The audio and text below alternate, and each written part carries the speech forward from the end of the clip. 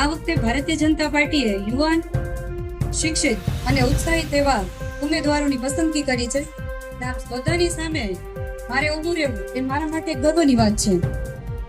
તો હું 100% ખાતરી આપું છું કે લોકોના કામ કરીશ, સેવા કરીશ અને મારા મોરબીને ઉજ્જવળ ભવિષ્ય માટે હું બને એટલી મહેનત કરીશ. મારા ઉમેદવારો છે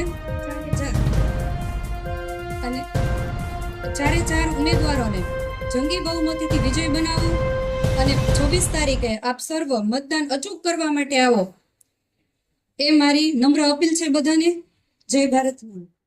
અમે ચારે ચાર મળીને ગામના અને અમારા વોર્ડના એક પણ કામ નબળા કરીશું નહીં એની અમે ખાતરી આપી છે. તમને જ્યાં અચકાય ત્યાં અમારો ખુલ્લો સંપર્ક કરીને અમને જાણ કરજો. અને તમારા ગમે એ કામ હોય અમારા માટે, તમારા દરવાજા અમારા માટે હર હંમેશ ખુલ્લા રહેવાના છે.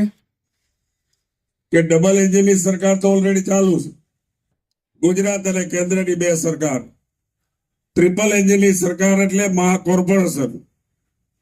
અત્યારે જે આપણે કાંતિભાઈએ વાત કરી કે હમણાં 1 મહિનામાં 800 થી 900 કરોડ રૂપિયાના કામોના ખાતમુહૂર્ત લોકાર્પણ કર્યા. મિત્રો, આ વખતે આપણે દર વખતે ચૂંટણીમાં 1 મતદાન કરતા હતા.